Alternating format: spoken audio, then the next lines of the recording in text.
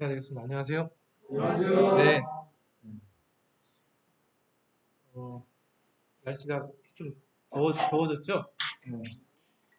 어김없이 시간이 흘러서 봄에 이제 코로나 바이러스 시작해가지고 여름 되면은 잠잠해질 거라고 했는데 좀 잠잠해지는 것 같더니만 다시 또 기승을 부리고 있죠. 그래서 시간은 계속 흘러서 벌써 11번째 시간이 됐습니다. 여러분들에게 이제 성경에 나와 있는 역사들, 하나님께서 천지를 창조하셔서 인간을 만들고 인간을 구원하기 위한 그 계획으로 예수 그리스도를 이 땅에 보내주시고 그분이 십자가에서 죽으시면서 하나님의 그 구속 사역을 완성하시고 부활하신 그 이야기까지 말씀을 좀 드렸고요. 오늘은 이제 11과 복음에 대해서 오늘은 이야기보다는 말씀을 좀 더 찾아보면서 얘기를 좀 드리도록 하겠습니다. 복음이란 말 많이 들어보셨죠? 영어로 하면 굿뉴스라고 하죠. 복음. 그래서 좋은 소식 그렇게 얘기를 합니다. 좋은 소식. 그래서 오늘 제가 이 좋은 소식에 대해서 말씀을 드리겠다고 하는데 이 좋은 소식이 여기 계신 모든 분들에게 참 좋은 소식이어야 될 텐데 이게 좋은 소식이 될지 아니면 진짜 나쁜 소식이 될지 그건 잘 모르겠습니다. 사람들마다 각자 좋은 소식이라는 게 어떤 사람들에게는 좋은 소식일 수 있는데 또 어떤 사람에게는 그 좋은 소식이 안 좋은 소식일 수가 있거든요. 그래서 오늘 이 시간에 제가 복음에 대해서 성경에서 말하고 있는 하나님이 얘기하고 있는 증거하고 있는 이 좋은 소식에 대해 말씀을 드릴 건데 이 좋은 소식이 정말 나에게 좋은 소식인지 아니면 나랑 상관없는 그러한 선언인지 그런 데 좀 잘 판단을 하시면 좋겠습니다. 성경에서 보면요, 이 복음이 이제 복음을 전하는 걸 전도라고 하는데요. 전도라는 것을 대해서 미련한 것이라고 얘기를 하고요. 어리석은 것이라고 표현을 합니다. 그런 얘기 들어보셨죠? 성경에서 그렇게 얘기를 해요. 전도가 미련한 것, 어리석은 것 얘기를 합니다. 그러니까 보통 사람들에게 이 전도를 하면은요, 아이고 저 어리석은 소리 하고 있다, 미련한 소리 하고 있다고 그런 반응이 나와요. 근데 그게 정상이에요. 그래야 돼요. 원래 보통 사람들에게 이 복음은 아주 미련하고 아주 어리석은 어리석은 그러한 말이에요. 근데 그 복음, 그 미련하고 어리석은 것을 복음으로 받아들이는 사람들이 있습니다. 그 미련하고 어리석은 그 말 때문에 변화된 사람들, 새로운 삶을 사는 사람들이 있어요. 그런 분들을 구원받은 그리스도인이라고 얘기해요. 그런 분들이 진짜 많이 계시고. 그래서 이 복음이 참 이상합니다. 어떤 사람들에게는 어떻게 그런 말을 믿지? 어떻게 그런 소리를 전하지? 어떻게 그렇게 그런 말 따라서 살지? 하는데 실제로 이 복음의 능력이 있어요. 생각해 보세요. 지금 정말 그 오래전 이 기독교가 지금 이 복음의 능력으로 지금 계속 지금까지 전해지고 있고 그 수많은 핍박들 가운데 그 악조건에서도 이 복음이 계속해서 전해져 왔거든요. 그래서 인정하실지 안 하실지 모르겠지만 이 복음의 능력이 있는 것은 확실합니다. 그래서 이 복음을 이 미련하고 어리석은 것을 내가 어떻게 받아들일 것인가 이게 중요한데요. 그나마 제가 생각하기에 여기 계신 분들은 은혜가 있으신 분이라 생각을 합니다.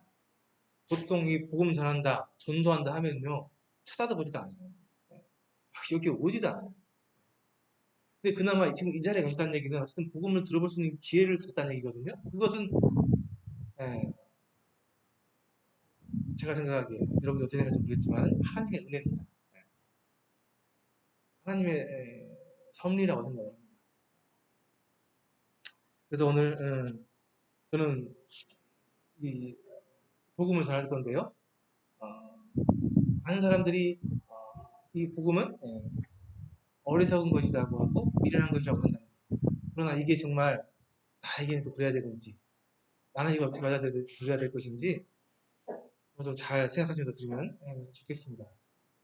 그러면서 내가 이 복음을 복음으로 받아들일 수 있는 그러한 시간이 될 수 있도록 기도하는 마음, 간절한 마음으로 이 시간 함께 해주시면 좋을 것 같습니다. 어쨌든 여기까지 오셨고 또 이 지금까지 계속 이런 복음 말씀을 꾸준히 쭉 들어오셨잖아요. 그래서 이 시간이 헛되지 않고 정말 좋은 진짜 복음을 듣는 그런 시간이 되기 위해서는 우리가 좀 그러한 간절한 기도하는 마음으로 이 시간을 함께 했으면 좋겠습니다. 복음, 그건 좋은 소식이라고 하는데요. 굿뉴스라고 하는데요. 실제로 예수님 당시 때 이 복음이라는 말은 그런 의미로 쓰이지 않았습니다. 물론 이제 좋은 소식이라는 의미도 있긴 있었지만은 실제로 그 당시에 그 로마 시대 때 얘기거든요. 로마 시대 때 이 복음이란 말은 지금까지 있었던 기존의 시간이 끝나고 완전히 새로운 것이 도래하는 것. 그러니까 구체적으로 예를 들면은 이 로마 제국의 새로운 왕, 기존 왕이 끝나고 이제 새로운 왕이 이렇게 들어섰을 때 그때를 복음이라고 얘기를 했었습니다. 그 당시 때. 그러니까 이 복음이란 말이 막연히 좋은 얘기를 하는 게 아니고 기존에 있던 구 시대가 끝나고 완전히 새로운, 완전히 다른 그런 새로운 시대가 도래했다. 그런 뜻으로 복음이 쓰였어요. 그 당시 때. 그러니까 사실 이 복음이란 얘기는, 복음이란 말 속에는 약간은 종말론적인 그런 의미가 포함되어 있는 겁니다. 기존에 있던, 원래 있던 세상이 끝나고 완전히 새로운 세상에 도래했다. 새로운 세상이 우리에게 시작되었다. 이걸 선포하는 게 복음이거든요. 그래서 이 성경에서 얘기하고 있는 이 복음은요, 새하늘과 새 땅을 얘기하는 게 복음입니다. 이 복음을 요즘 많은 사람들이 오해를 합니다. 오해를 해요. 이 복음이라는 게 내가 생각하기에 나한테 아주 좋은 소식, 좋은 뉴스 이렇게 생각을 하시는데요. 성경에서 얘기하고 있는 복음은 정확히 그렇지 않습니다. 하나님께서 얘기해 주신 새로운 새 땅, 새로운 세상, 새로운 땅이 시작되는 것을 복음이라고 얘기하고 있어요. 각자 한번 생각해 보세요. 나에게 복음은 어떤 소식입니까? 나에게 복음은 어떤 소식이에요? 생각을 해보세요. 저에게 복음이라 한다면 어떤 게 복음이 될까요? 요 근래 얼마 전에 실제로 좋은 소식이 하나 떴었죠. 어저께가 무슨 요일이었죠? 토요일. 무슨 날이었죠? 현충일이었어요. 현충일. 현충일인데 하필 토요일이었어요. 그래가지고 쉬는 날인데 쉬지도 못하고 정말 아쉽게 됐죠. 그렇지 않으셨나요? 현충일 쉬는 날인데 하필 토요일이어가지고 하루 그냥 뻥친 하루 날린 그런 참 안타까운 그런 마음이었는데 복음이 들렸습니다. 복음이 들렸어요. 들렸어요? 예. 뭐죠? 예, 대체일. 예, 복음이 들렸었어요. 예. 그게 복음이었습니다. 그죠? 저한테는 복음이었어요. 8월 달에도 쉬는 날이 하루 있는데 8월 15일은 예, 광복절이죠. 광복절이 있는데 이날이 토요일이 또 오고 토요일이야. 진짜 올해 왜 이러지? 그러고 있었는데 좋은 소식이 떴단 말이에요. 뉴스에. 나라에서 소비를 증진시키기 위해서 8월 15일이 토요일이기 때문에 대휴일을 주겠다. 그래서 8월 14일 금요일 날을 공휴일로 지정하겠다. 라는 아직 확정된 건 아니지만은 그렇게 실제 보겠다 하는 그런 좋은 소식이 들렸습니다. 들렸어요. 그래서 신난다. 예. 정말 좋은 소식이다. 이게 복음이죠. 이게 굿뉴스예요. 굿뉴스. 저는 이게 굿뉴스였는데 요 근래 우리 여기 계신 분들은 어떤 뉴스들이 굿뉴스인지 잘 모르겠습니다. 계약을 했는데 아직 학교에 못 가고 있는 아이들에게는 계약한다는 기다려지는 곧 기다려야 한다는 그런 소식이 좋은 소식일 수도 있고요. 세상 수많은 사람들이 굿뉴스로 요즘은 그러니까 너무나 이제 세상이 물질주의에 이렇게 빠져 있기 때문에 돈을 많이 번다는 소식, 그러니까 물질적으로 이득이 있는 소식을 보통 굿뉴스라고 해요. 그럴 거예요. 그래서 돈을 막 돈을 많이 벌 수 있는 방법을 알아야 된다. 돈을 많이 벌 수 있는 방법이 있다. 굿뉴스로 생각을 하죠. 그러다가 사기에 빠져가지고 고생하시죠. 그죠? 굿뉴스가 진짜 굿뉴스인가 아닌가 잘 판단을 하셔야 돼요. 그죠? 또 아프신 분들, 병에 걸리신 분들은 새로운 이 치료법이 개발되었다. 이건 진짜 굿뉴스죠. 이 정말 아파서 죽겠는데 살고 싶은데 하루하루 정말 사는 게 죽어가고 있는데 새로운 치료약이 개발되었다. 이거 진짜 굿뉴스. 이게 굿뉴스죠. 하나님께서 예수님을 그 당시에 이제 이스라엘 땅에 보내주시고 예수님께서 복음을 전하고 다니셨습니다. 그 당시 이스라엘 사람들에게 굿뉴스는 뭐였을까요?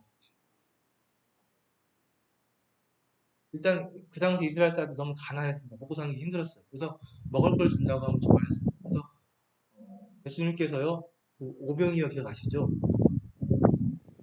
오병이어, 물고기 2마리, 볼떡 5개로 남자만 5천 명을 먹이고 12강주를 남긴 사건. 그 사건이 예수님의 그런 인기, 예수님의 그런 인지도 올라가는 최고 절정의 사건이었습니다. 그 전부터 예수님께서 병을 고치고 다니셨어요. 병을. 아픈 사람들 병을 고치고 다니셨어요. 그런 소문이 나면서 예수님에 대한 소식이 퍼졌는데 와, 이 새로운 선지자 나타나는데 선지자라는 사람이 병을 고친다. 아픈 사람을 싹 낫게 한다. 죽은 사람도 살리더라. 수많은 사람들이 예수님을 쫓아갔습니다. 근데 그런 사람들 중에 대부분이 먹고 살기 힘든 사람들이었어요. 그래서 이 사람들이 이제 많은 사람들이 예수님 쫓아갔는데요. 둘에서 이렇게 예수님 말씀을 전하셨어요. 고쳐주시는데 밥 먹을 때가 있는데 밥 먹을 때가 없네. 밥 먹을 이렇게 뭐 예수님께서 측은히 여기셔가지고 물고기 2마리하고 보도 5개 이렇게 축사하시고 기도하시고 다 나눠줘가지고 그 사람들 다 배불리 먹이셨습니다. 이 말 가지고 사람들이 안 믿죠. 이게 어떻게 말 되는 소리를 해야지. 그러니까 내가 그거 안 믿는 거야. 그러니까 내가 그 미련하다고 얘기하는 거야. 어리석다고 얘기하는 거야. 그죠? 네. 이게 상식적으로 그래요. 그죠? 하나님이라는 존재에 대해서 믿지 않는다면 이건 정말 어리석은 소리예요. 말도 안 되는 소리고. 그래서 제 친구 중에 성경에 대해서 제가 복음을 전하면은 내가 어떻게든 믿어보려고 하는데 내가 진짜 믿고 싶은데 이런 소리를 해보시니 내가 어떻게 믿느냐 그 말이에요. 물고기 2마리가 벌써 5개 어떻게 5천 명을 먹여 이런 세계를 하고 있으니까 내가 어떻게 이걸 믿냐 이 얘기를 해요. 이해는 합니다. 이해는 해요. 근데 어쨌든 그 친구는 하나님의 존재를 모르고 있잖아요. 천지 만물을 창조하시고 시간을 주관하시고 역사를 주관하시고 모든 것을 능력대로 하실 수 있는 그분을 인정하지 않고 있잖아요. 인정 안 하기 때문에 그건 당연히 못 믿어지는 거죠. 믿을 수 없는 얘기고 믿으라는 소리고. 그런데 진짜 그런 분이 있다고 한다면은 그런 건 일도 아니죠. 그 정도는 해야 하나님이잖아요. 사람들도 다 할 수 있는 그런 일을 하면 그건 하나님이라고 할 수 있겠어요? 진짜 하나님이 계시다면 그 정도는 해야 하나님이잖아요. 그러니까 이제 출발이 다른 거긴 한데 출발이 다른 거거든요. 근데 그래서 이 복음을 전도를 하면은 보통 사람들이 믿기가 쉽지 않아요. 제가 그 이해합니다. 이해해요. 보통 사람들 그 눈에는 정말 어리석고 말도 안 되는 소리로 들려요. 근데 그게 믿어지는 사람들이 있습니다. 그 사람들이 누구라고 했죠, 제가? 그리스도인이라고 했죠. 그 사람들은 그럼 어떻게 그게 믿어지고 받아들였어요? 그게 은혜라고, 은혜. 하나님께서 일방적으로 믿게 해주셨다니까요? 내가 무슨 뭐가 있어서 믿어진 게 아니라고요. 내가 무슨 조금 착한 일 하고 하나님 앞에서 내가 뭔가 좀 잘해가지고 하나님 특별히 나에게만 이렇게 은혜를 베풀 수 있는 게 아니라 그냥 하나님께서 일방적으로 창세 전부터 내가 얘는 내 아들로 만들 거야. 계획 세워서 그 계획대로 그냥 진행하시는 거예요. 그래서 구원받는 사람들은 이 복음이 이 전도가 나에게 믿어지는 사람들, 받아들이는 사람들은 하나님의 은혜라는 얘기예요. 하나님이 그렇게 계획하시고 그렇게 진행하고 계시는 그 와중에 있는 것뿐이란 거예요. 그래서 만약에 정말 하나님의 그 계획 안에 하나님께서 은혜를 주시지 않으신다고 한다면은 하나로 하나님께서 여기 계신 중에 누구에게 은혜로 그걸 주시지 않는다면은 제가 아무리 잘 얘기하고 아무리 많이 들어보고 아무리 뭘 많이 해도 소용이 없습니다. 그래서 사실 이 전도하는 것은 저한테 달려있지 않고요. 듣는 사람들에 달려있지 않아요. 하나님 손에 달려있습니다. 그래서 하나님께 구합니다. 하나님께서 은혜로 하나님을 믿고 받아들일 수 있는 믿음을 달라고 기도합니다. 그래서 어쨌든 복음은 그 당시 그랬습니다. 이스라엘 사람들에게는 좋은 소식은 먹을 거 준다. 또 그렇죠. 이 나라에서 위정자들, 권력 잡은 사람들은 국민들을 잘 먹고 잘 살게 해줘야 돼요. 이게 최고의 목적이죠. 그렇게 해야 인기가 있어요. 그죠? 근데 그게 쉽지 않죠. 경제가 참. 그 당시에도 그랬어요. 근데 예수님께서 사람들을 고치실 뿐만 아니라 사람들 막 먹여주니까 얼마나 많은 사람 쫓아다녔겠어요? 얼마나 많은 사람 쫓아다녔어요? 근데 하나님께서 그 사람들 다 잘랐습니다. 다 잘랐어요. 내가 너희들을 이 땅에서 배불리 잘 먹고 잘 살려고 하는 게 아니다. 내 목적은 그게 아니다. 하나님의 뜻은, 예수님의 목적은 새하늘과 새 땅, 이 땅에서 얼마나 잘 먹고 잘 살고 거기에 관심 있는 게 아니고 예수님은 너희들을 새하늘과 새 땅, 진짜 하나님의 나라로 데려가는데 목적이다. 이런 말씀을 전하셨거든요. 그러면서 내가 생명의 떡이다 얘기했어요. 너희들이 먹는 그 떡, 그 물은 잠깐 배부르고 잠깐 갈증을 해결해 줄 수 있지만 또 배고프고 또 목마르고 영원한 게 아니라는 거예요. 영원한 게 아니에요. 예수님은 그런 일시적인 것, 잠깐 있는 그거 주러 온 게 아니라는 겁니다. 하나님이라는 그 존재가 사람이 되어가지고 이 땅에 오셨는데 딸랑 그거 그냥 먹을 거, 마실 거 그거 주러 온 게 아니라는 거예요. 영원한 것, 변하지 않는 것, 그거 주러 오셨다는 겁니다. 그거. 그래서 내가 예수 그리스도 내가 생명의 떡, 영생하는 떡이라고 말씀하셨어요. 그래서 너희들이 나를 받아들이면은 너희들 안에 이제 생명, 영생이 있고, 그래서 너에게 주어지는 것은 그 영생인데, 그 영생이라는 것이 너희들이 이 땅에서 잘 먹고 잘 사는 게 아니고, 영원한 나라, 하나님께서 예비해 놓으신 새로운 나라, 새 땅, 그곳에 들어갈 수 있는 그 능력을 주겠다는 것. 그게 예수님께서 우리 사람들에게, 인간들에게 주시려고 하셨던 거예요. 주시려고 하셨던 목적이에요.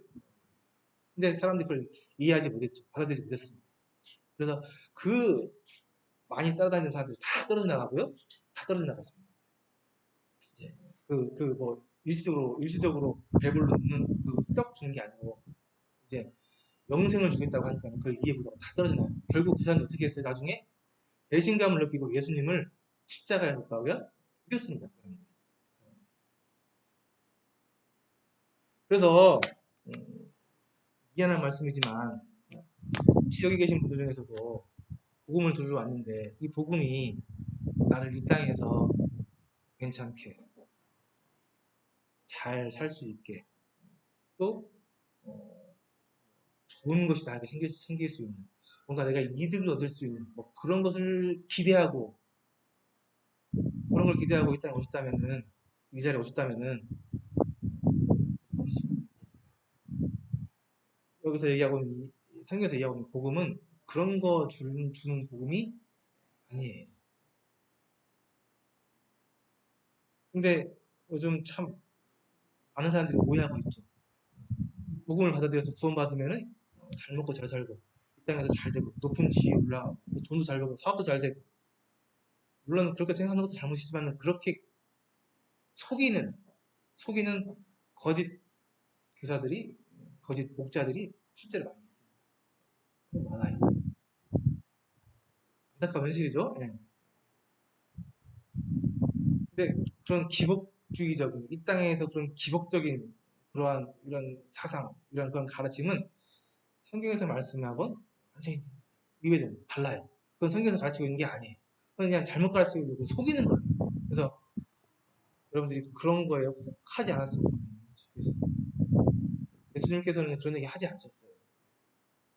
예수님께서는 절대 그런 얘기 하신 적이 없습니다. 예수님께서 얘기하신 것은 새하늘 새 땅이었어요. 그래서요, 저 이제 말씀을 좀 보고 말씀을 드리면요. 자, 마가복음 1장 1절에 보니까요, 하나님의 아들 예수 그리스도 복음의 시작이잖아요. 복음, 이 복음이라는 것은 크게 세 가지 단어로 요약이 됩니다. 세 가지 단어인데요. 첫 번째가 하나님의 아들, 그 다음에 예수, 그 다음에 그리스도, 하나님의 아들 예수 그리스도. 이게 복음의 시작이고, 이게 복음의 과정이고, 복음의 완성이에요. 사실 이걸로 다 끝났습니다. 오늘. 이 복음이라는 것은 하나님의 아들 예수 그리스도. 그러니까 이 복음이라는 게 뭐냐면은 하나님의 아들이 계시는데 그 하나님의 아들이 누구다? 예수님이다. 그 예수님이 뭐다? 그리스도다. 하나님께서 하나님의 아들을 보내주셨는데 그분이 바로 2000년 전에 유대 땅에 베들레헴에 태어나서 나사렛에서 자라났던 그 예수. 그 예수가 하나님의 아들이고 그 예수가 바로 메시아, 그리스도. 그러니까 이 그리스도라는 말은 헬라어인데요. 히브리어로 하면 메시아라는 말이에요. 이 메시아라는 말은 그 말 뜻이 구원자라는 뜻이에요. 구원자. 표현을 말씀드립니다. 그래서 복음은 하나님께서 하나님의 아들을 보내주셨는데 그분이 2000년 전에 그 유대 땅에 태어나셨던 그때 자라서 그쪽에서 사역하셨던 예수님이고 그 예수님이 구약 성경에서 계속 얘기해 주셨던 내가 너희들에게 구원자 메시아를 보내주겠다. 메시아를 보내줄 거야. 그 계속 얘기하셨던 그분이 바로 그 예수님이고 그 예수님이 바로 하나님의 아들이라는 거예요. 이것을 믿으면은 그게 복음이에요. 그것을 믿는 사람들이 구원받은 사람들이고 그걸 믿는 분들이 하나님의 자녀, 하나님의 백성이 되는 겁니다. 복음은 단순해요. 이거예요, 이거. 복음은 하나님의 아들 예수 그리스도가 메시아인 것을 내가 알고 믿는 것, 받아들이는 것. 알기만 해서는 안 돼요. 알고 받아들여서 믿는 것. 이게 복음입니다. 근데 이게 사람들에게는 어리석고 미련하게 보인다는 거예요. 하나님의 아들 예수 그리스도가 태어나셨죠? 2000년 전에 유대 땅에서 태어났습니다. 그때 제가 말씀드렸죠. 그 아우구스토가 호적노가라고 해가지고 나사렛에서 만삭이 된 상태로 베들레헴까지 와가지고 베들레헴 어느 초라한 구유에서 태어나신 예수 그리스도 그 예수님 그 예수라는 말이 아주 이스라엘에서는 흔한 이름입니다. 아주 흔한 이름이에요. 예수 호세아죠. 호세아도 예수예요. 예수라는 사람 그 사람인데 그 사람 태어났는데 그 사람이 하나님의 아들이라는 거예요. 하나님의 아들. 구약에서 그렇게 얘기를 했습니다. 하나님 아들 보내주겠다. 하나님 아들 내 아들 보내주겠다. 그 예수. 그 예수가 메시아, 너희들을 구원할, 너희들을 해방시켜줄 메시아라는 거예요. 근데 이 말이 정말 받아들이기 힘든 말이었습니다. 그 당시 유대인들. 왜 그러냐면요.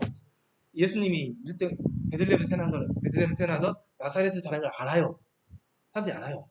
목수의 아들로 똑같이 태어나서 똑같이 자란 걸 봤거든요. 근데 그 사람이, 그 예수라는 그 성령이 하나님의 아들이라는 거예요. 이걸 믿기가 어려운 거죠. 온 사람들, 쭉 보는 사람들. 근데 유대인들이 이걸 어떻게 받아들이겠어요? 정상적인 사람들이. 그래서 예수님께서 자신을 증거했습니다. 수많은 바리새인들을 증거해서 내가 하나님의 아들이다. 내 아버지가 하나님이다. 그 말을 들은 유대인들이 옷을 찢었다고 해요. 얼마나 분노했으면. 신성모독이다. 어떻게 내가 너 뻔히 나사렛에서 자라서 뻔한 사람인데 알고 있는데 네가 하나님의 아들이라고 우기느냐. 이것 때문에 십자가 못 박아 죽였어요. 진짜. 제가 지금 말씀드리고 있는 것은 예수 그리스도 하나님의 아들이라고 믿는 것이 쉬운 일이 아니다. 지금도 마찬가지예요. 지금도 2000년 전에 태어났던 그 나사렛 예수가 하나님의 아들이라고 하면 믿는 사람들 많지 않아요. 그냥 4대 성인 중에 한 명. 태어났는데 좀 특별한 말씀을 전하고 좀 아주 착하게 살았던 영향력 있던 사람, 그런 사람 중에 한 명. 그렇게 알고 있거든요. 예수 그리스도가 하나님이 아니라고 얘기하면은 믿는 사람 많지 않아요. 근데 그 예수가 그 유대인들에게 얘기해서 메시아라는 메시아. 이스라엘의 역사를 보시면 아시겠지만 굉장히 험난한 역사입니다. 그렇게 외세의 침입을 많이 받았어요. 북이스라엘이 아시리아에, 남유다가 바벨론에게 멸망하고요. 포로로 끌려갔다가 70년 있다가 다시 돌아와서 회복됐지만 여전히 왕은 없었습니다. 왕이 없는 상태로 쭉 나라가 이어지다가 아까 페르시아 시대를 거쳐서 헬라, 로마 시대까지 온 거잖아요. 그 수많은 시간을 거치면서 나라 없는, 왕이 없는 수많은 서러움을 겪으면서 살았어요. 그들 마음속에 그들이 기다리는 것은 메시아. 왜? 약속이 주셨기 때문에. 진짜 큰 왕, 힘 있는 왕, 다윗 같은 왕, 전성기 이뤘던 그 왕, 그 왕을 기다리고 살았습니다. 쭉. 그 왕을 기다렸어요. 왜? 예수님께서 하나님께서 보내주신다고 했으니까. 그래서 그런 메시아를 기다리면서 쭉 그 억울함, 그 힘든 시간을 쭉 인도하면서 버텨왔어요. 그러던 어느 날 진짜 메시아가 나타났다고 하는데 그 메시아라는 사람이 예수님이라는 거예요. 처음에는 기도 베풀었어요. 병든 사람 고치고 막 많은 사람 먹이고 죽은 사람 살리고 와 진짜 메시아인가?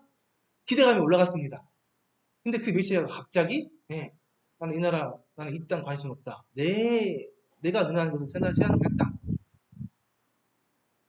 힘이 없어요. 보니까 결국 보니까 잡혀가. 그리고 십자가로 죽어버렸어. 이걸 어떻게 메시아로 인정합니까? 그 권력, 우리를 이제 그 로마의 압제에서 해방시킬 그러한 힘 있는 그 메시아를 기다리고 있었는데, 지금까지 기다렸는데, 이렇게 허망하게 메시아라는 사람이 이렇게 돼버렸으니, 어떻게 그 메시아를 인정합니까? 예수를 그리스도로 인정할 수가 없는 거예요. 그래서 지금도 기다려요, 지금도. 유대인들은 지금도 메시아가 오기를 기다리고 있어요. 그 2000년 전의 예수님을 메시아로 그리스도로 인정하지 않고. 근데 복음은 명확합니다. 복음은 명확해요. 성경 자체가 성경이 지금도 그렇게 성경이 지금 그 얘기를 계속 추가하고 있어요. 구약 이 성경을 언약의 책이라고 합니다. 구약 신약 옛날 약속 새로운 약속 언약의 책이라고 해요. 그래서 옛날 약속 구약 옛날 약속은 뭐였습니까? 내가 너희들에게 메시아를 보여주겠다. 저희가 지금 구약 많이 봤죠. 그 아담부터 가인, 노아, 아브라함 쭉 제가 말씀 봤잖아요. 그때 얘기했던 게 쭉 뭐였습니까? 결국은 내가 너희들에게 진짜 메시아를 보여주겠다. 언약, 그 언약이었잖아요. 그래서 구약은 그 언약이 언제 실현이 됐어요? 신약이 와서 예수 그리스도가 이 땅에 태어나면서 그분이 십자가에 돌아가시면서 그 언약이 성취가 됐어요. 그죠? 그래서 이 신약은 새로운 약속. 어떤 약속을 주셨습니까? 십자가에서 죽으시고 3일 만에 부활하셔서 다시 예수님께서 승천하셨죠? 다시 오시겠다. 내가 이제 하늘에서 일을 마치고 너희들을 데리러 다시 오겠다. 새로운 약속을 주셨죠. 지금 이제 이 신약은 그 새로운 약속. 예수님께서 예리하시는 그 새로운 약속이 실현되기를 지금 이제 기다리면서 사는 신약. 그렇죠? 네. 그래서 하나님의 이 말씀인 이 성경은 처음부터 끝까지 계속 예수 그리스도를 계속 증거하고 있는 거예요. 계속 예수 그리스도 복음을 증거하고 있는 거예요. 구약에서는 앞으로 이루어질 약속, 신약에서는 이제 새롭게 다시 우리가 이루어질 재림 그리스도를 기다리는 그 약속. 처음부터 끝까지 예수 그리스도 복음을 증거하고 있는 거예요. 그래서 성경을 얘기하면서 이 복음을 얘기 안 할 수가 없습니다. 성경을 얘기하면서 예수 그리스도를 증거 안 할 수가 없어요. 이 성경을 얘기하면서 예수 그리스도 이 복음을 증거하지 않는다면은 이거는 성경 얘기하고 있는 게 아니에요. 이 복음 성경에서 어떻게 얘기하고 있는지 좀 더 구체적으로 보겠습니다. 예수 그리스도의 종 바울이라는 사람 유명한 사람이 있습니다. 아시죠? 복음을 이방인들에게 아주 막 널리 전했던 그 전도자인데요. 복음.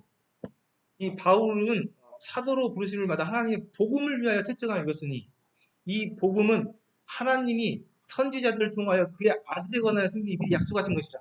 구약이죠. 이 복음은 하나님이 선지자들, 그 수많은 선지자들, 구약의 선지자들을 통해서 그의 아들에 관해서 성경에 미리 약속하신 것. 구약에 계속 그랬잖아요. 복음이 이거라는 거예요.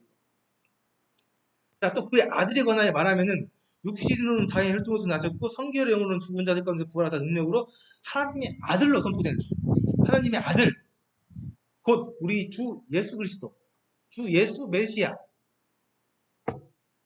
복음. 세 가지 얘기하고 있죠. 복음. 이게 복음이라는 거고.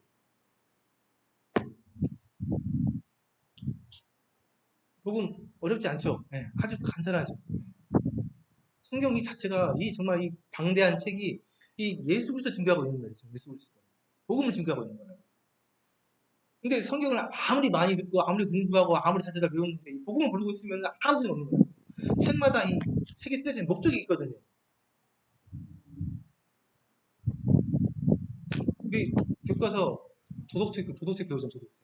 도덕책이 목적이 뭐예요? 도덕책의 목적이 뭐예요? 어렸을 때 보면 도덕 100점 맞잖아. 도덕 시험 보는데 도덕 여러 과목 중에 도덕이 제일 쉬워요. 그죠? 안 그렇습니까? 도덕 제일 쉬워요. 네. 그냥 우리 그 사회적인 통념에서 옳은 거 선택하면 돼. 옳은 거 선택하면 돼. 쉽죠? 쉬워요. 근데 그 도덕책의 목적이 뭐예요? 우리가 선과 악을 구분하는 게 아니고 뭐 시험은 선과 악을 구분하지만 실제로 그 도덕책의 목적은 선한 사람이 되는 거잖아요. 그죠? 그러니까 오늘날 이 성경이 이 복음을 증거하고 있는데 수많은 사람들이 이 복음에 대해서 듣습니다. 들어요? 그리고 하나님이 있다는 것도 알아요. 그리고 예수님이 하나님의 아들이라는 것도 알고요. 예수님이 메시아인 것도 알아요. 아는데 이거를 믿지를 못해요. 믿는다고 하는 사람들 중에도 상당히 수많은 사람들이 이 복음을 내 편의대로 믿어요. 이 복음은 나에게 부를 가져다 주는, 건강을 허락해 주는, 나에게 좋은 삶을 보증해 주는 그런 기복신앙증으로 생각하는 이러한 잘못된 가르침들이 너무나 많습니다. 그래서 말씀을 통해서 계속 복음을 좀 말씀드리려고 하는 거예요. 복음 그렇습니다. 자, 요한일서에 보니까요. 만약 우리가 사람들의 증거를 가질 텐데 하나님의 증거는 더욱 크다. 하나님의 증거는 확실하다는 거예요. 크다는 거예요. 하나님의 증거는 이것은 그 아들에 관하여 증거하는 거예요. 이게 하나님께서 증거하시는 책인 이 생명 책인데 이 증거는 이것이니 그 아들에 관하여 증거하는 거예요. 그 아들에 관해서 알려주는 것. 그 아들 예수 그리스도. 그래서 10절에 보니까 하나님의 아들을 믿는 자는 자기 안에 증거가 있고 하나님의 아들을 믿는 자, 하나님의 아들을 메시아로 하나님의 아들로 내 구주로 믿는 사람들은 그 안에 증거가 있다. 그 안에 증거가 뭐죠? 성령님. 그죠? 네. 복음을 받아들이는 사람들 안에는 예수님께서 성령님으로 증거해 주세요. 성령님으로 들어오십니다. 말씀드리고요. 그래서 하나님을 믿지 아니하는 자는 하나님을 거짓말한다. 하나님께서 이렇게 수많은 말씀들로 증거를 해주셨는데 하나님 믿지 않는 사람들은 하나님을 거짓말하는 사람을 만드나니 이는 하나님께서 그 아들에 관하여 증거하신 증거를 믿지 않기 때문에 그래요. 수많은 사람들이 이렇게 하나님의 아들에 대해서 증거를 해주셨는데 이걸 믿지 않잖아요. 그런 사람들은 미안하지만 하나님을 거짓말하는 사람으로 만들고 있습니다. 11절에 보니까 또 증거는 이것이니 하나님이 우리에게 영생을 주신 것. 하나님이 영생을 주셨대요. 이 생명이 그의 아들 안에 있는 것. 하나님이 우리에게 영생을 주셨는데 영생이 어떻게 왔냐면은 그 영생은 원래 예수 그리스도 그분 안에 있었어요. 근데 그분은 예수 그리스도를 통해서 그 영생이 우리에게 갔다는 얘기입니다. 영생이 그 생명이 그 아들 안에 있는 그것이라. 12절 보니까요. 아들이 있는 자에게는 우리가 예수 그리스도를 내 구주 영접하는 사람들은 아들이 있는 자들에게는 생명이 있고 영생이 있고 하나님의 아들이 없는 자에게는 생명이 없다. 그러니까 예수 그리스도를 우리의 구주로 받아들이는 사람들은 영생이 있고 그렇지 않은 사람은 생명이 없는 거예요. 죽은 거예요. 나중에 예수님께서 그 땅에 오셔가지고 이 세상을 심판하실 때 생명이 없는 사람들로 영원한 멸망 길이 예배되어 있다는 겁니다. 그래서 내가 하나님의 아들의 이름을 믿는 너희에게 이것을 쓴 것은 너희로 하여금 너희에게 영생이 있는 것을 알게 하기 위해서다. 하나님의 아들의 이름 아까 하나님의 아들 이름이 예수, 구원자. 하나님의 아들 이름 예수.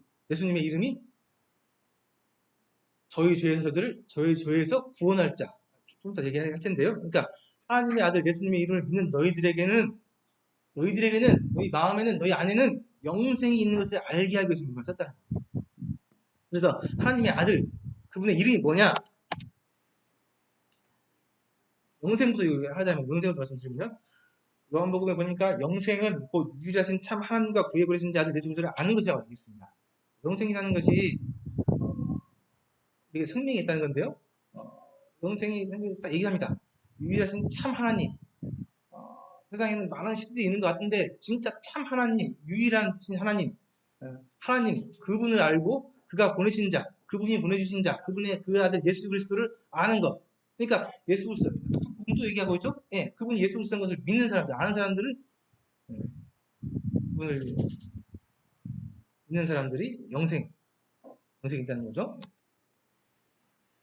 예수님의 이름, 그분의 이름, 예. 아들을 낳으니 이름을 예수라 하라. 이는 그가 자기 백성을 그들의 죄에서 구원할 자이심이니라.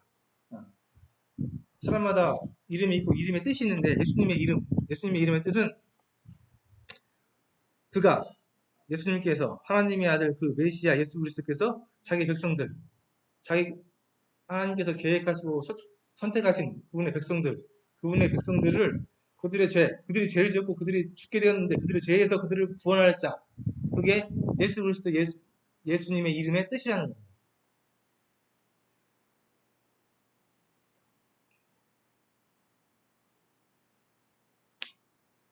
다음 주에 한 시간 더 있으니까요. 제가 천천히 말씀드릴게요. 시간을 그렇지 않고 항상 정해진 시간이고 할 얘기는 좀 많고 참 진리합니다. 다음 시간 있으니까요. 천천히 잘 생각하실 수 있게 말씀드리겠습니다. 저희가 연대기 첫 시간부터 말씀드렸죠. 하나님께서 이 사람들을 참 아름답게 보기 좋게 창조하셨는데 이들이 자기 스스로 죄에 빠지면서 죄에 타락해버렸고 그들이 그것을 자기 힘으로 어떻게든 다시 의로워져 보려고 노력했지만은 다 실패했고 그래서 하나님께서 그들에게 의로워질 수 있는 방법, 그들을 죄에서 구원할 수 있는 방법을 계획하시고 그 계획으로 예수 그리스도를 보내주고 그분을 통해서 구원받는 그것을 약속해 주셨는데요. 그게 예수님이랬잖아요. 그래서 사람들은 모두 다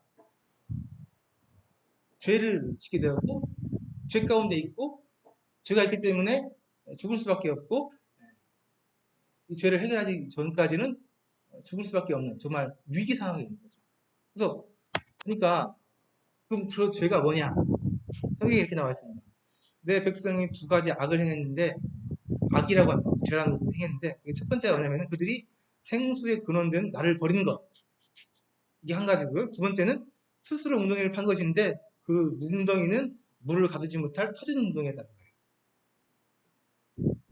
사람들이 수많은 죄를 짓지만은 그 중에 그 죄를 딱 요약을 하면 두 가지랍니다. 첫 번째는 생명의 근원대, 생수의 근원대. 그러니까 모든 생명의, 생수는 이제 그 생명을 얘기하고 있는 건데요. 표현적으로. 그 유대에서 그 물은 생명이라고 많이 표현을 하고 있으니까요.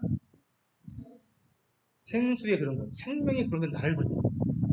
인간이 죄를 지으면서 하나님을 떠났죠. 하나님부터 떨어져 나왔습니다. 죄를 지으면. 그래서 두 가지 확 중에 하나가 첫 번째가 하나님을 떠난 거예요. 이 생수로부터 떠나버린 거예요. 이 나무가 그 뿌리가 물에서 떨어졌다는 거예요. 이것은 이제 죽는 거죠. 죽을 수밖에 없어요. 생수에 떨어지기 때문에. 이게 첫 번째 약이 그거라. 그렇게 하나님께서 사람들에게 돌아와라 회개하라 하는데 사람들이 하나님께 돌아갑니까? 안 돌아가죠. 나 그런 하나님 필요 없다. 나는 내 생각대로 내가 그 계획된 대로 내 삶을 따라서 내가 살겠다. 하나님 필요 없다. 하나님을 버리는 것, 하나님을 떠난 것. 이게 첫 번째. 그렇죠? 그리고 그 하나님을 떠난 그 사람들이 자기 스스로, 자기 힘으로, 자기 계획대로, 자기 생각대로 생명의 근원되는 진짜 물을 담을 수 있는 웅덩이를 팠는데 하나님을 떠났으니까 새로운 물이 필요하잖아요. 진짜 생명이 필요하잖아요. 그래서 새로운 웅덩이를 팠는데 그 웅덩이 뭐 어떤 웅덩이 있다고요? 터진 웅덩이, 물을 가두지 못할 터진 웅덩이, 밑 빠진 독. 아무리 물 부어봤자 계속 빠져나가는 그 독. 이게 두 가지야. 이 두 가지 작이 모든 사람들에게서 자유를 주고 모든 사람들이 다 이 두 가지 작을 해야 한다.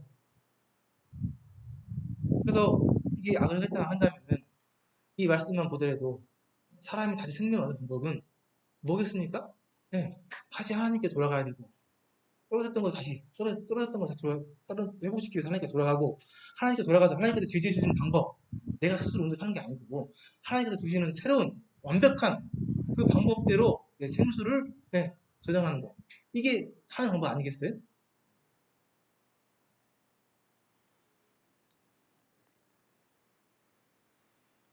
근데 사람들 어쨌든 이렇게 죄를 지었고 이 죄의 결과는 사망이라고 말씀하고 있습니다. 죄 좀 지었다고 꼭 지옥에 보내야 되느냐 이해할 수 있는데 하나님의 법에서는 그렇지 않은 거예요. 죄의 삭은 사망이라고. 죄 지면 죽는다고 처음부터 얘기했어요. 처음부터. 정령 죽는다고. 그래서 사람들이 이렇게 크게 두 가지 악을 지었고 그 죄로 인해서 사람들이 이제 죽을 수밖에 없는 상황이 있는데 하나님께서는 이 복음을 해주세요. 복음. 이 죽을 수밖에 없는 이 위기에 있는 사람들에게 복음을 주세요. 복음을. 좋은 소식을 전했다는 거예요. 좋은 소식이 뭐겠습니까? 다시 하나님과 관계를 회복하고 살 수 있는 방법. 그 방법이 좋은 소식 아니겠어요? 다시 영생을 내 안에 생명을 회복하는 그 소식, 그 방법이 좋은 소식 아니겠냐고. 근데 그 좋은 소식을 마다하고 자꾸만 성경에서 사업 성공하고 병 낫고 우리 자식들 좋은 학교 가고 잘 살고 이런 걸 찾고 있으니 안타까운 거죠. 진짜 복음이 뭔가 아시죠?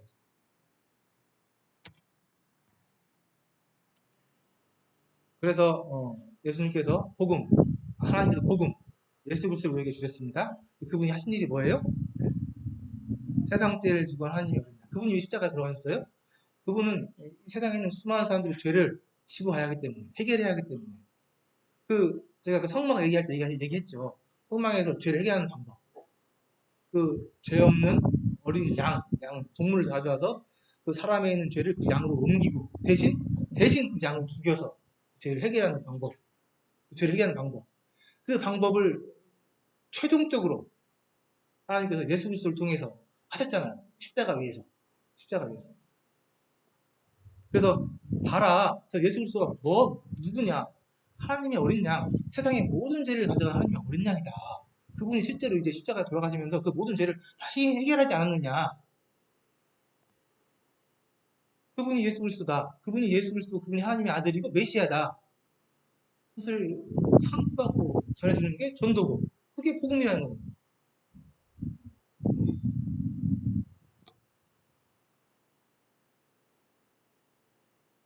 그래서 이걸 믿는 거예요. 그래서 좀 정리를 좀 해야 할 것 같으니까 정리를 좀 하겠습니다. 사람들이 죄에 빠져서 죽게 되었는데 살 수 있는 방법은 알겠지만은 누군가 도와줘야 해요. 누군가 이 죄를 해결할 수 있는 분이 죄를 해결해줘야 합니다. 왜? 스스로는 못하니까. 스스로는 해결할 수 없으니까. 그래서 하나님께서 약속해 주셨다는 거죠. 내가 너희들에게 내 아들을 보내주겠다. 구원자를 보내주겠다. 메시아를 보내주겠다. 그래서 하나님의 아들, 예수 그리스도, 예수님, 그분이 실제로 약속을 따라서 약 2000년 전에 유대 베들레 땅에 태어나셨고, 그분이 무슨 일을 하셨어요? 그분이 십자가에 들어가셨어요. 십자가에서 모든 세상 사람들, 세상 죄를 지고 하나님의 어린 양으로 죽으셨어요. 피를 흘려 죽으셨다고요? 그것은 그 구약에서 많은 종모들이 했던 것처럼 그 짊어진 죄를 그 죽음으로 해결하고 그 죄를 해결했다는 거예요. 그분 하나님의 아들인데 내가 보내준 그 하나님의 아들 예수 그리스도 그분이 십자가에서 그 대속사역 죽으시면서 모든 죄를 해결하신 그 사건 그분이 부활하셨다는 거예요. 그분이 바로 예수 그리스도고 2000년 전에 그 나사렛에 있었던 그분이고 그분이 하나님의 아들이고 그분이 이름이 예수님이고 그분이 메시아라는 걸 돌고 도는데 그것을 여러분들이 우리가 받아들이고 믿는 것 그것이 복음이다. 그게 그 얘기잖아요. 그죠? 그 복음을 우리가 복음으로 받아들이고 믿어야 된다. 믿느냐, 못 믿느냐. 그래서 여러분에게 달려있다. 근데 다시 한번 얘기하지만 이것은 보통 사람들에게 어리석고 미련하게 될 거예요.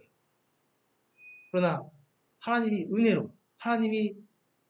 은혜로 우리에게 보여주신다면, 하나님 우리에게 긍휼을 베푸신다면은 그 미련하고 어리석은 소식이 우리에게는 진짜 좋은 소식, 우리의 영생을, 우리의 이 영혼의 삶을, 영혼의 삶을 우리를 살리는 진짜 복음으로, 진짜 좋은 소식으로 여러분들에게 받아들이셔야 합니다.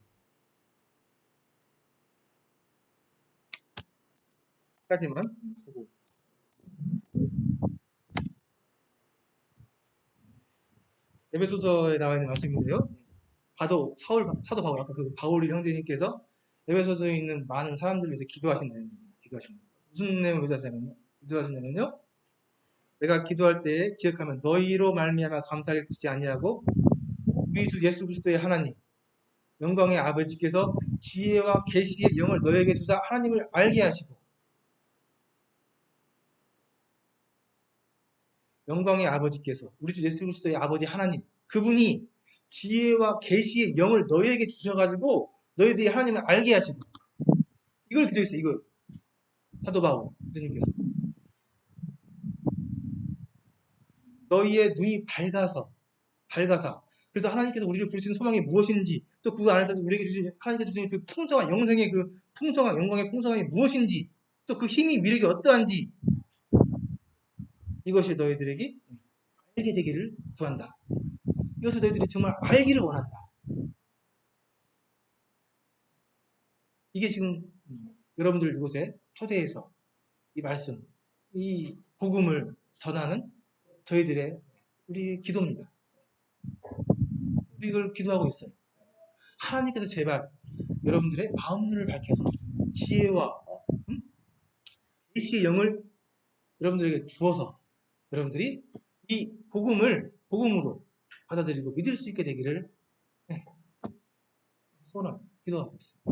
그래서 여러분들도 함께 이 일에 겸손한 마음으로 하나님 앞에 기도하는 마음으로 구하시기를 다시 한번 간곡히 부탁드립니다.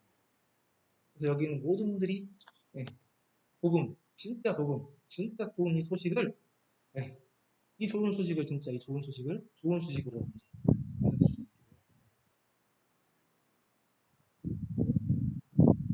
자, 그래서 오늘은 여기까지 하고요.